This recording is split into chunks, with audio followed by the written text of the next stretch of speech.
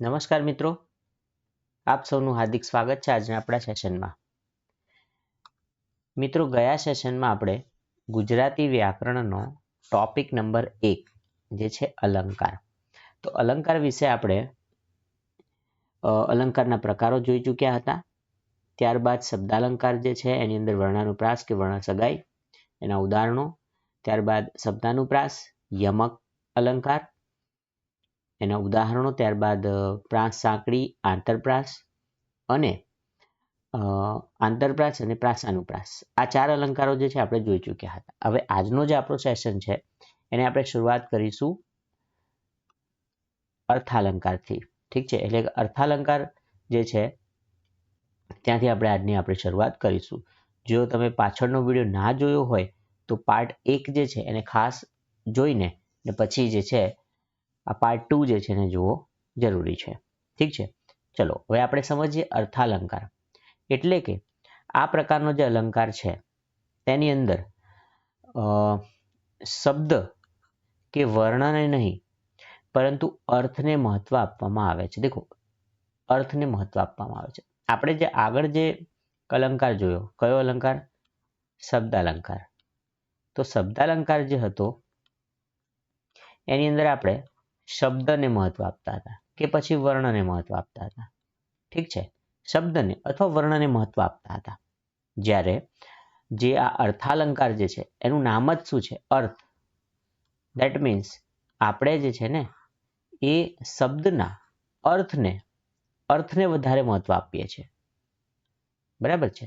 તો જે અલંકારની અંદર શબ્દના અર્થને વધારે મહત્વ આપવામાં આવતું હોય એને આપણે અર્થાલંકાર કહીએ છીએ. બરાબર છે? હવે આ જે અલંકાર છે અર્થાલંકાર, એને સમજવા માટે આપણે 2 વસ્તુઓ સમજવી ખૂબ જ જરૂરી છે. કઈ 2 વસ્તુઓ? એક છે ઉપમેય અને બીજું છે ઉપમાન. ઓકે, તો ઉપમેય એટલે કે ઉપમેય કહી શકો તમે. ઉપમેય શાને કહેવામાં આવે છે? તો જે વસ્તુની સરખામણી બીજી કોઈ વસ્તુ સાથે કરવાની હોય તે વસ્તુને ઉપમેય કહે છે. એટલે આપણે એક વસ્તુ છે એની સરખામણી બીજી વસ્તુ સાથે કરીએ છીએ. તો જેની સરખામણી આપણે કરીએ છીએ ને એને કહીએ છીએ ઉપમેય, અને જેની સાથે સરખામણી કરીએ છીએ એને કહીએ છીએ ઉપમાન. ઓકે, ઉપમાન એટલે શું? તો જે વસ્તુ સાથે સરખામણી કરવાની હોય તેને ઉપમાન કહેવામાં આવે છે. એટલે આપણે જે વસ્તુની સરખામણી કરીએ છીએ એ વસ્તુને ઉપમેય કહીશું, અને જેની સાથે આપણે શું કરીએ છીએ એને સરખાવીએ છીએ એને આપણે કહીએ છીએ ઉપમાન. ઠીક છે, હવે આ જે કન્ફ્યુઝન, હજી આ પોઈન્ટ જે છે કન્ફ્યુઝિંગ રહેશે આપણને. ઉપમેય શાને કહેવાય, ઉપમાન શાને કહેવાય, એને ક્લિયર કરવા માટે એક ઉદાહરણ આપણે અહીંયા જોઈએ છે. સમજણ મેળવીએ આપણે કે અર્થાલંકાર જે છે એની અંદર ઉપમેય શું છે અને ઉપમાન શું છે. દેખો મિત્રો, અહીંયા મેં એક સેન્ટેન્સ લખ્યું છે. આપ સેન્ટેન્સ જોઈ શકો છો. સેન્ટેન્સ શું કહે છે? આ કયો અલંકાર છે એ આપણે જ્યારે એનું ઉદાહરણ આવશે ત્યારે જોઈ લઈશું. પરંતુ અત્યારે માત્ર સમજ મેળવવા માટે આપણે અહીંયા એક લાઈન લખી છે કે દમયંતીનું જે મુખ છે, ખૂબ જ ફેમસ ઉદાહરણ છે. ગુજરાતી વ્યાકરણ એટલે જ દમયંતીનું મુખ. ઓકે, તો દમયંતીનું મુખ જે છે એ ચંદ્ર જેવું છે. આ એક ઉદાહરણ છે. અચ્છા, આ સેન્ટેન્સ જે છે આની અંદરથી આપણે એક તો ઉપમેય અને ઉપમાન આ 2 વસ્તુ શોધવાની છે. શું શોધવાનું છે? ઉપમેય શોધવાનો છે અને ઉપમાન શોધવાનું છે. હવે આ સેન્ટેન્સ જે છે એને તમે ફોકસ કરો એની ઉપર, તો એક વાત કરીએ છીએ આપણે દમયંતીની. દમયંતીનું મુખ કોના જેવું છે? ચંદ્ર જેવું છે. અચ્છા, તો આ સેન્ટેન્સની અંદર આ જે દમયંતી છે એની સરખામણી આપણે કોની સાથે કરીએ છીએ? ચંદ્ર સાથે કરીએ છીએ. રાઈટ? તો દમયંતીની સરખામણી ચંદ્ર સાથે થઈ રહી છે. ધેટ મીન્સ કોની સરખામણી થઈ રહી છે? તો કે દમયંતીની. તો દમયંતી શું છે આપણું? દમયંતી શું છે? ઉપમેય છે. તો દમયંતી અહીંયા શું બને છે? ઉપમેય બની જાય છે. અચ્છા, કોની સાથે સરખામણી થઈ રહી છે? ચંદ્ર સાથે. ચંદ્ર સાથે સરખામણી થાય છે તો ચંદ્ર શું બને છે? ઉપમાન. ઓકે, અને આ જે દમયંતી છે, દમયંતી શું બને છે? ઉપમેય બને છે. તો અહીંયાથી આપણને એક વસ્તુ ક્લિયર થાય છે કે ઉપમેય શું છે અને ઉપમાન શું છે. શેની સાથે સરખામણી કરવાની છે, આપણે જેની સાથે સરખામણી કરીએ છીએ એને કહીએ છીએ ઉપમાન. જેને માન હોય છે એ રીતે પણ યાદ રાખી શકો. જેનું માન હોય એને ઉપમાન કહીએ છીએ આપણે, અને જેની સરખામણી આપણે કરીએ છીએ એને કહે છે ઉપમેય. ઠીક છે. તો આ બે જ વસ્તુ ઉપર આ બધા જ પ્રકારના જે અર્થાલંકાર જે છે એનો પાયો આખો ટકેલો છે. અને જો આનું તમને મૂળભૂત જ્ઞાન હોય તો જ તમે આગળના જે આપણા અલંકાર જે છે એને આરામથી સોલ્વ કરી શકો છો. ઠીક. તો અહીંયાથી આ ઉદાહરણની સમજણ જે છે મેળવવી જરૂરી હતી. ઓકે, હવે આપણે શરૂ કરીશું. સૌથી પ્રથમ જે અલંકાર છે, જે અર્થાલંકાર છે, એની અંદર સૌથી પહેલા અલંકાર આવે છે ઉપમા અલંકાર. ઓકે, ઉપમા અલંકારની આપણે સૌપ્રથમ વાત કરીએ છીએ. અચ્છા, કયા પ્રકારના અલંકારને આપણે ઉપમા અલંકાર કહીશું અને એની અંદર કયા કયા શબ્દો આવે છે જેને જોઈને, જેને વાંચીને તમે આરામથી કહી શકો કે આ ઉપમા અલંકાર છે, એ પણ આપણે જોઈશું. તો સૌપ્રથમ આપણે જોઈએ કે જ્યારે ઉપમેયની સરખામણી, ઉપમેય એટલે જેને સરખાવવાનું છે, તો ઉપમેયની સરખામણી એટલે દમયંતી યાદ રાખો. ઉપમેયની સરખામણી ઉપમાન સાથે કરવામાં આવે છે ત્યારે ઉપમા અલંકાર બને છે. ધેટ મીન્સ જ્યારે ઉપમેય જે છે ને એની સરખામણી ખાલી કરીએ છીએ આપણે. શું કરીએ છીએ? સરખામણી. કોની સાથે? તો કે ઉપમાન સાથે. બરાબર ને? તો એ કયો અલંકાર બની જાય છે? ઉપમા અલંકાર બની જાય છે. એટલે આપણે એક પ્રકારની ઉપમા આપીએ છીએ. બરાબર. હવે ટૂંકમાં અમુક વખત છે ને આ અલંકાર જે છે એના જે શબ્દો આવે છે, એટલે કે એનું જે આખું સેન્ટેન્સ હોય એની અંદર તમને જેવો, જેવી, સમાન, માફક, સરખો, સરખી, સમા, સમી, સમો અને શી આવા શબ્દો જોવા મળે છે. તો જ્યારે તમને સેન્ટેન્સની અંદર, વાક્યની અંદર આવા શબ્દો જોવા મળશે તો ત્યારે તમારે આંખો બંધ કરીને લખવાનું છે કે આ ઉપમા અલંકાર છે. બરાબર છે? કયો અલંકાર છે? ઉપમા અલંકાર છે. સિમ્પલ. ઓકે, આની આગળ મેં તમને એક સમજણ આપી હતી. આ સેન્ટેન્સ તમે જુઓ તો આ સેન્ટેન્સની અંદર શું લખવામાં આવ્યું છે? દમયંતીનું મુખ ચંદ્ર જેવું છે. અચ્છા, આ સેન્ટેન્સની અંદર શું લખ્યું છે? જેવું. તો જ્યારે જેવું આવે તો આ કયો અલંકાર કહેવાય? ઉપમા અલંકાર. ક્લિયર? તો અહીંયા દમયંતી શું છે? ઉપમેય છે ને? તો ઉપમેયની સરખામણી આપણે શાની સાથે કરી રહ્યા છે? ચંદ્ર સાથે. દેટ ઇઝ ઉપમાન સાથે કરી રહ્યા છે. એટલા માટે એને આપણે ઉપમા અલંકાર કહીએ છીએ. એટલે અહીંયા જે સમજણમાં જે મેં ઉદાહરણ લીધું હતું એ શાનું ઉદાહરણ હતું? યસ, ઉપમા અલંકારનું જ ઉદાહરણ હતું. ઓકે, ચલો બીજા ઉદાહરણ આપણે જોઈશું.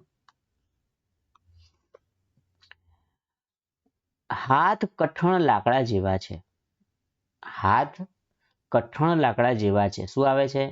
જેવા. ધેટ મીન્સ આ કયો અલંકાર છે? ઉપમા અલંકાર છે. સીતાનું મુખ ચંદ્ર જેવું છે. દેખો, સીતા શું છે? સીતા છે ઉપમેય. ચંદ્ર શું છે? ઉપમાન. અને જેવું આપણો શબ્દ છે જે આપણને ઓળખ આપે છે. ઓળખ આપતો શબ્દ છે જે અલંકારની ઓળખ આપે છે. તો આ અલંકાર પણ કેવો છે? ઉપમા અલંકાર છે. અહીંયા સીતાની સરખામણી આપણે ચંદ્ર સાથે કરીએ છીએ. અહીંયા હાથની સરખામણી આપણે લાકડા સાથે કરીએ છીએ. બરાબર ને? હાથની સરખામણી લાકડા સાથે થઈ રહી છે એટલા માટે ઉપમા અલંકાર છે. ચલો આગળ વધીએ. બળતા અંગાર સમી આંખો તેણે સ્થિર કરી. અચ્છા, હવે આ સેન્ટેન્સની અંદર થોડુંક એલેબોરેટ કરવાની જરૂર, કારણ કે આને સાદો શબ્દ નથી. જેવું, જેવી, સમાન એવો શબ્દ નથી. શબ્દ કેવો છે? સમી. સમી એટલે જેવી.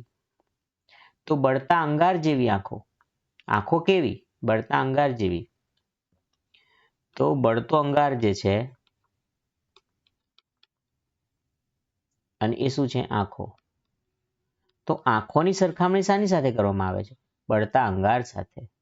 તો એની સાથે સરખામણી કરી છે અને સમી કરીને શબ્દ પણ છે એની અંદર ઓળખ આપતો શબ્દ. તો આ કયો અલંકાર થઈ જાય? ઉપમા અલંકાર થઈ જાય છે. ચલો, નાગરવેલીના જેવી નાજુકડી નાર વાંકી. તો નાગરવેલી જે છે, નાગરવેલી આ વેલ છે એની સાથે નાજુકડી નાર જે છે એને સરખાવવામાં આવે છે ને. નાજુકડી નાર જે છે એટલે કે આ ઉપમેય છે. એને શાની સાથે સરખાવવામાં આવે છે? નાગરવેલી સાથે, એટલે આ શું છે? ઉપમાન છે, એની સાથે સરખાવવામાં આવે છે. વચ્ચે શબ્દ કયો છે? જેવી. જેવી કેવો શબ્દ છે? ઓળખ આપતો શબ્દ છે, તો આ પણ કેવો અલંકાર થશે? ઉપમા અલંકાર.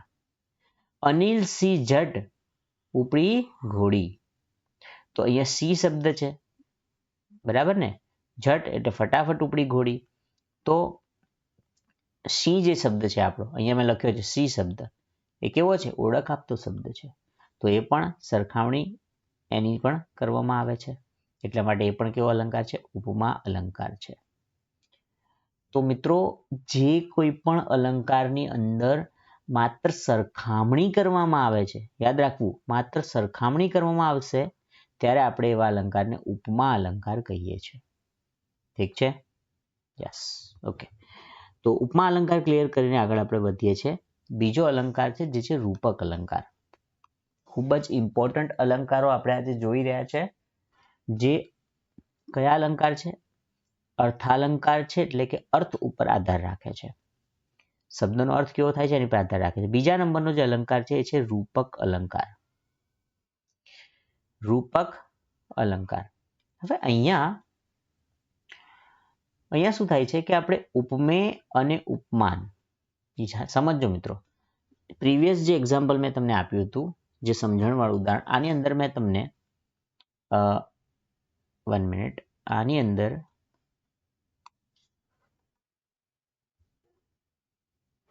યસ, સમજણમાં મેં તમને કીધું હતું કે દમયંતીનું મુખ ચંદ્ર જેવું છે. એવું નહોતું કીધું કે દમયંતીનું મુખ જ ચંદ્ર છે, દમયંતીનું મુખ ચંદ્ર જ છે એમ, એવી વાત નહોતી કરી. પણ જ્યારે ઉપમેય અને ઉપમાનની સરખામણી નથી કરવામાં આવતી, યાદ રાખજો મિત્રો, અહીંયા સરખામણી નથી કરતા, સરખામણી નથી થતી, પરંતુ શું કરીએ છીએ આપણે? સરખા ગણી લઈએ છીએ. શું ગણીએ છીએ? સરખા, એટલે બંને એક સરખા જ છે એવી રીતે આપણે ગણી લઈએ છીએ. તો બંનેને જ્યારે સરખા ગણી લેવામાં આવે છે ત્યારે કયો અલંકાર બને છે? રૂપક અલંકાર બને છે. સમજાય છે? રૂપક એટલે શું? તો રૂપક આપીએ છીએ ને આપણે, તો આની અંદર આપણે કોઈ પણ ઉપમેય છે, ઉપમેય અને ઉપમાન બંને એક જ છે એવું માની લઈએ છીએ. એવું નથી કહેતા કે ઉપમેય ઉપમાન જેવો છે. જેવું છે એવી વાત હોય તો એને શું કહેવાય? ઉપમા અલંકાર કહેવાય. પરંતુ આપણે તો શું કહીએ છીએ કે બંને એક જ છે, તો એ કયો અલંકાર થઈ જાય? રૂપક અલંકાર થઈ જાય છે. દેખો, ઉદાહરણ દેખો. દમયંતીનું મુખ ચંદ્ર છે.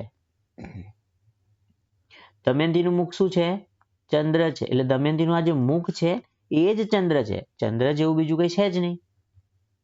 ધેટ મીન્સ આની અંદર આ જે ઉપમાન છે, એટલે ઉપમેય છે એ અને આ ઉપમાન, આ બંનેને એક સરખા ગણી લેવામાં આવ્યા છે, અને એટલા માટે આ જે અલંકાર બને છે આપણો, એ કેવો અલંકાર બને છે? રૂપક અલંકાર બને છે. તો મિત્રો યાદ રાખજો, જ્યારે પણ ઉપમેય અને ઉપમાનને એક સરખા ગણી લઈએ છે તો એ થઈ જશે આપણો રૂપક અલંકાર. અહીંયા શું લખ્યું છે? બરાબરની નિશાની બતાવેલી છે. એટલે દમયંતીનું મુખ જ ચંદ્ર છે, એટલે ઉપમાન જે છે એ જ ઉપમેય છે, એ જ ઉપમાન છે, તો એ થઈ જશે કયો અલંકાર? રૂપક અલંકાર થઈ જાય છે. એલ્સ અગર જેવું છે, જેવી છે, સરખું છે, સમૂહ છે, હને, તો એવું જ્યારે વપરાય છે ત્યારે આપણે કયો અલંકાર કહીએ છીએ? ત્યારે આપણે કહીએ છીએ કે ભાઈ ઉપમા અલંકાર છે આ. અધરવાઇઝ કયો અલંકાર બની જાય છે? રૂપક અલંકાર બની જાય છે. ઠીક છે? તો બે અલંકારને અહીંયા ક્લિયર કર્યા છે, પરંતુ રૂપક અલંકારના વધારે ઉદાહરણોને પણ આપણે સ્પષ્ટ અહીંયા કરીશું. ચલો આગળ વધીએ અને જોઈએ ઉદાહરણો. શાના? રૂપક અલંકાર માટેના ઉદાહરણો. તો સૌથી પહેલું ઉદાહરણ એવું છે કે બપોર એ મોટું શિકારી કૂતરું છે. શું કીધું છે? બપોર જે છે ને, ઉનાળાની બળબડતી બપોર, અને એની સરખામણી મોટા શિકારી કૂતરા સાથે કરવામાં આવી છે. શું સરખામણી કરવામાં આવી છે? નો. અહીંયા શું કીધું છે? બપોર એ મોટું શિકારી કૂતરું છે, એટલે છે જ, એમાં કોઈ શક જ નથી, છે જ. બંનેને એક સરખા ગણી લીધા છે, એટલા માટે આ કયો અલંકાર થઈ જાય છે? રૂપક અલંકાર બને છે. જેમ કે વદન સુધાકરને રહુ નિહાળી, બરાબર છે. વદન સુધાકરને રહુ નિહાળી. છકડો પાણી પંથો, અહીંયા થોડો નહીં આવે, અહીંયા આવશે ઘોડો. ઘોડો થઈ ગયો, એટલે છકડો જે હતો એ ઘોડો થઈ ગયો. એવું નથી કહેતા કે છકડો ઘોડા જેવો થઈ ગયો. છકડો ઘોડા જેવો નથી થઈ ગયો. છકડો જે છે એ પાણી પંથો ઘોડો જ થઈ ગયો છે. ધેટ મીન્સ આ પણ કયો અલંકાર છે? રૂપક અલંકાર છે. પછી જુઓ, અમે રે સૂકા રૂનું પૂમડું. અચ્છા, અમે રૂનું પૂમડું હોઈ શકીએ? અમે અહીંયા કીધું છે કે અમે સૂકા રૂનું પૂમડા જેવા છે? નહીં. અહીંયા એવું કીધું છે કે અમે રે સૂકા રૂનું પૂમડું, તમે અત્તર રંગીલા રસધાર. ધેટ મીન્સ કે આની અમારી એટલે કે પોતાની સરખામણી કોની સાથે? રૂના પૂમડા સાથે કરી દીધી? નહીં, પૂમડા સાથે સરખામણી નથી કરી. કીધું જ છે કે અમે સૂકા રૂનું પૂમડું છે અને તમે અત્તર છો રંગીલા રસધાર. તો આ શાનું ઉદાહરણ થશે? રૂપકનું ઉદાહરણ છે મિત્રો. જૂનું તો થયું રે દેવળ, જૂનું તો થયું. મારો હંસલો નાનો ને દેવળ, જૂનું તો થયું. હવે અહીંયા જુઓ કે જૂનું તો થયું, દેવળ જૂનું તો થયું. મારો હંસલો નાનો ને દેવળ જૂનું થયું. આની અંદર પોતાની સરખામણી હંસલા, એવું નથી કરતા કે હંસલા જેવું છે, જૂનું જ થઈ ગયું. દેવળ જૂનું થઈ ગયું, જૂના જેવું નથી.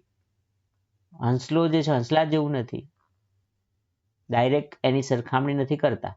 એ એક જ છે, ઉપમેય અને ઉપમાન એવું બતાવવામાં આવે છે. એટલે આ પણ શું થઈ જશે? રૂપક અલંકાર થાય છે. તે રાજા સિંહ છે, રાજા જેવો સિંહ છે એવી વાત નથી કરી. એ રાજા સિંહ જ છે, એટલે આ પણ શું છે? રૂપક અલંકાર છે. આ નભ ઝૂક્યું તે કાનજી ને ચાંદની તે રાધા. આ નભ જે ઝૂક્યું ને તે કાનજી, નભ ઝૂક્યું તે કાનજી જેવું છે એવી વાત નથી કરી. અને ચાંદની જેવી રાધા છે એવી વાત નથી કરી. ડાયરેક્ટ કહી દીધું કે નભ ઝૂક્યું છે એ કાનજી જ છે અને જે ચાંદની છે એ રાધા જ છે. તો આ કયો અલંકાર થશે? રૂપક અલંકાર થાય છે. ઓકે, તો આ થયો રૂપક અલંકાર. હવે જોઈએ આગળ એક બીજો અલંકાર છે, ખૂબ જ ઇમ્પોર્ટન્ટ છે. આ પણ અલંકાર ઇમ્પોર્ટન્ટ છે, એ છે ઉત્પ્રેક્ષા અલંકાર.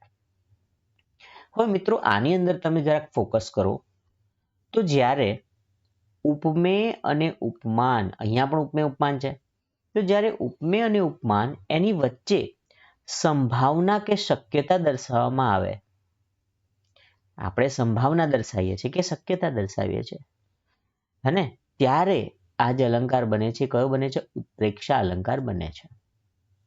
કયો અલંકાર બને? ઉત્પ્રેક્ષા. એટલે કે આપણે એમ કહીએ કે ભાઈ દમયંતીનું મુખ જાણે ચંદ્ર. આપણે દમયંતી વાળા ઉદાહરણમાં બનાવીએ તો દમયંતીનું મુખ જાણે ચંદ્ર, એટલા શક્યતા દર્શાવે છે કે દમયંતીનું મુખ જે છે ને એ ચંદ્ર જેવું હોઈ શકે એમ. એ શક્યતા બતાવે છે, એક સંભાવના બતાવે છે. એમાં કયો શબ્દ આવે છે? જાણે શબ્દ આવે છે. બરાબર છે. તો જ્યાં પણ તમને જાણે શબ્દ જોવા મળશે, રખે શબ્દ જોવા મળશે, શકે શબ્દ જોવા મળશે, શું આવા શબ્દો જોવા મળશે તો એવા કેસમાં તમારે ઉત્પ્રેક્ષા અલંકાર જ સમજવાનો છે. મોસ્ટ પ્રોબેબલી તમને જાણે શબ્દ વધારે જોવા મળશે. કયો શબ્દ વધારે જોવા મળશે? જાણે. ઓકે, જેમ કે અહીંયા જુઓ, પાર્વતીનું મુખ જાણે પૂનમનો ચાંદ, પૂનમનો ચંદ્ર. તો પાર્વતીનું મુખ જે છે એ પૂનમનો ચાંદ નથી. અગર આ રૂપક અલંકાર હોત, આ જ અલંકારને હું રૂપક અલંકાર બનાવું છું, ચલો, તો શું થઈ જશે? પાર્વતીનું મુખ પૂનમનો ચંદ્ર છે. આ કયો અલંકાર થઈ ગયો?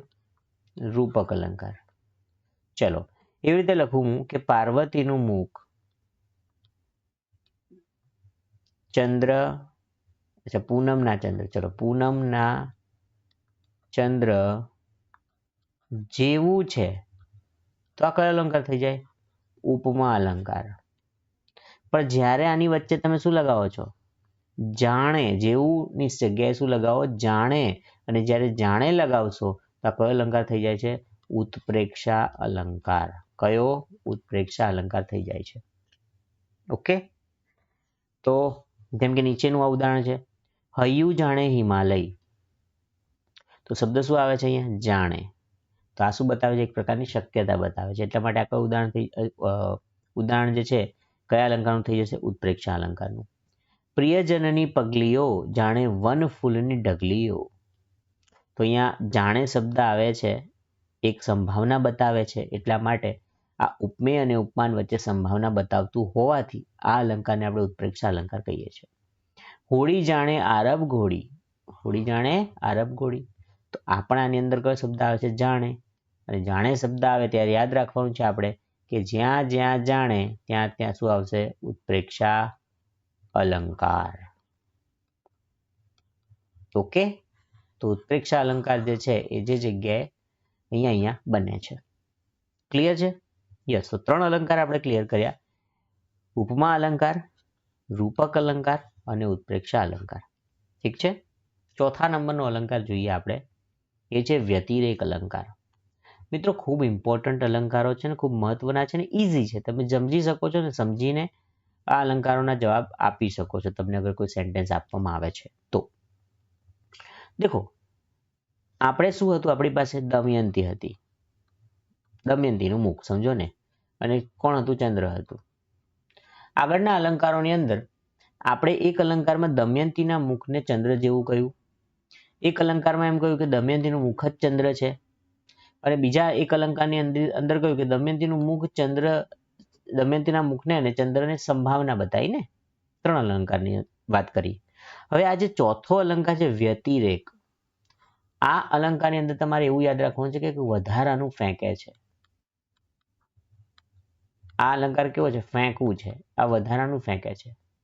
બરાબર. કેવી રીતે વધારાનું ફેંકે છે? તો આ અલંકારની અંદર એવી વાત કરે છે ભાઈ કે દમયંતીનું જે મુખ છે ને એ ચંદ્ર કરતા પણ તેજસ્વી છે. એટલે દમયંતીનું મુખ તો ચંદ્ર તો કઈ નથી એની સામે. દમયંતીનું મુખ એના કરતા પણ સુંદર છે. તો શું આ વાત વધારે ફેંકતા હોય એવી નથી? તો કે યસ. તો એવું જ્યારે વધારે પડતું ફેંકવામાં આવે એટલે વ્યતિરેક કરી દીધું તમે, વધારે પડતું ચડિયાતું બતાવી દીધું છે, ત્યારે વ્યતિરેક અલંકાર બને છે. જેમ કે ઉપમેય છે એને ઉપમાન કરતા ચડિયાતું બતાવવામાં આવે ત્યારે વ્યતિરેક અલંકાર બને છે. એટલે કે શ્રેષ્ઠતા બતાવવામાં આવે છે. આ શ્રેષ્ઠ છે દમયંતીનું મુખ, એનાથી બીજું સામે કંઈ છે જ નહીં. તો એ કયો અલંકાર થઈ જાય છે? વ્યતિરેક અલંકાર થઈ જાય છે. ક્લિયર? ચલો ઉદાહરણ જોઈશું. રમેશની વાણી તો અમૃતથી એ મીઠી છે. અચ્છા, હવે રમેશની વાણી તો અમૃતથી મીઠી છે, તો રમેશ જે છે ને એ શું છે? અહીંયા ઉપમેય છે. રમેશની વાણી ઉપમેય છે અને અમૃત શું છે? ઉપમાન. પરંતુ શું અમૃત જે છે એને આપણે મીઠું માનીએ છીએ ને? ઇટ ઇઝ, અમૃત જે છે એને સૌથી સારી વસ્તુ માને છે, એટલે મીઠું માની લો કે ગળ્યું છે. હવે એનાથી પણ મીઠી છે, એનાથી પણ સારી છે કે એ વાણી સાંભળીને આપણને અમૃત એટલે કે આપણે અમર થઈ જઈએ? એવું તો પોસિબલ નથી. એટલે અમૃતની વાણી એટલે કે જે ઉપમેય છે ને એને ઉપમાન કરતા શું બતાવી દીધું છે? ચડિયાતું બતાવ્યું છે. ચડિયાતું જ્યારે બતાવવામાં આવે તો આ કયો અલંકાર થઈ જાય છે? વ્યતિરેક અલંકાર થઈ જાય છે. ચલો, કમળ થકી કોમળ રે બહેની અંગ છે એનું.